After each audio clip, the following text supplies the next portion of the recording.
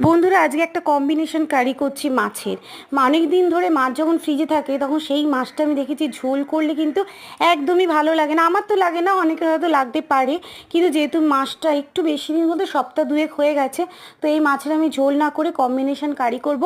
আর এই কম্বিনেশন কারিটা আশা করছি অন্যদের থেকে খেতে ভালো লাগবে। আমি আগেও করেছি, মানে এতে একটুখানি সর্ষে দিয়েছি, পেঁয়াজ দিয়েছি, মানে সর্ষে বাটা দিয়েছি, যাতে করে কারিটার মধ্যে একটা আলাদাই টেস্ট আসে।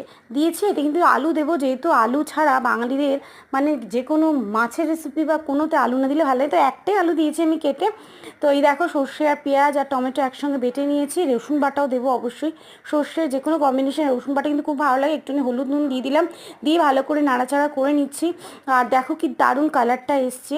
একটু নুন দিয়ে দেবো, পরিমাণ মতো নুন দিয়ে দেবো, অল্প একটু চিনি দিয়ে দেবো।